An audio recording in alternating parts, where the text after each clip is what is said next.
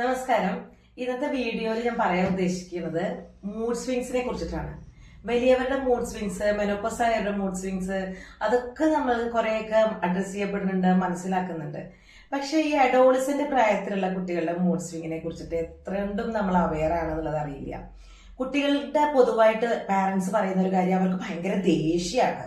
അതാണ് പ്രധാനമായിട്ട് പറയുന്നത്. എന്താ കാരണം എന്നറിയില്ല, എന്ത് ചോദിച്ചാലും അവർ മര്യാദയ്ക്ക് പറയില്ല എന്നൊക്കെ പറയുന്നുണ്ട്.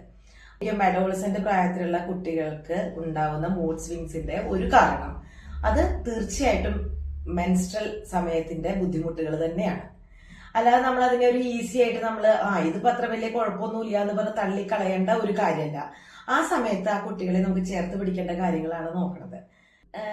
എന്താണ് മൂഡ് സ്വിങ്സ് നമുക്ക് നോക്കാം. അതായത് ഈ ഒരു പ്രായത്ത് അവർക്ക് ഉണ്ടാവുന്ന ഇമോഷൻസിനെ അവർക്ക് മാനേജ് ചെയ്യാൻ പറ്റാത്ത അത്രയും അഗാധമായിട്ട് ചെയ്യുക. അതായത് ഇപ്പൊ സന്തോഷമാണെങ്കിൽ വളരെ സന്തോഷം, ദേഷ്യമാണെങ്കിൽ ഭയങ്കര ദേഷ്യം, കരച്ചിലാണെങ്കിൽ കരച്ചില്, ചിലപ്പോ പ്രത്യേകിച്ച് കാരണങ്ങളൊന്നും ഇതിനുണ്ടാവില്ല.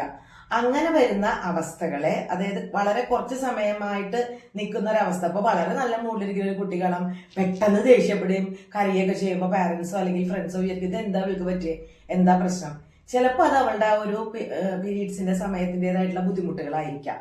അതല്ലെങ്കിൽ വേറെ എക്സ്റ്റേണൽ ആയിട്ടുള്ള പ്രശ്നങ്ങൾ ഉണ്ടാവാം, വൈകാരികമായിട്ടുള്ള പല പ്രശ്നങ്ങൾ ഉണ്ടാവാം. അതിനെയൊക്കെ മാറ്റി നിർത്തി ഞാനിപ്പോ മിയർ ആയിട്ട് പറയണത് പീരീഡ്സിന്റെ സമയത്തിനെ കുറിച്ച് തന്നെയാണ്. അപ്പൊ ഈ സമയത്ത് എന്താണ് ഇതിന്റെ നമ്മളിപ്പോ എല്ലാവരും പറയാം ഹോർമോണൽ വേരിയേഷൻ ആണ്. എന്ത് ഹോർമോൺ വേരിയേഷൻ ആണ് ഇതിൽ കുട്ടികളെ ബാധിക്കണമെന്ന് വെച്ചിട്ടുണ്ടെങ്കിൽ ഈസ്ട്രജന്റെ അളവ് കൂടാം, അതുപോലെ ടെസ്റ്റോസ്റ്ററോണിന്റെ അളവ് കൂടും. അപ്പൊ ഇത്തരം കാര്യങ്ങളുടെ ഇത് കൂടി വരുമ്പോൾ അത് ഇമോഷൻസിനെയാണ് ബാധിക്കുക. അപ്പൊ എന്ത് തരത്തിലുള്ള ഇമോഷൻ നമ്മളുടെ നിയന്ത്രണത്തിലാവാതെ കിടന്നിട്ട് അങ്ങ് ബഹളം വെച്ച് തുടങ്ങുകയാണ് ചെയ്യുക.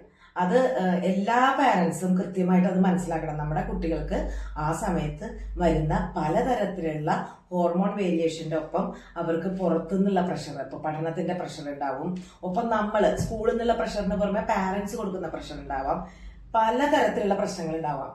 അപ്പോൾ ഇത്തരം കാര്യങ്ങൾ കൊണ്ടാണ് നമ്മളുടെ കുട്ടി ഇത്രയും പ്രകടിപ്പിക്കണേന്നുള്ളത് കൃത്യമായിട്ട് മനസ്സിലാക്കി അവരെ ചേർത്ത് നിർത്താൻ വേണ്ടി നമ്മൾ ശ്രമിക്കണം.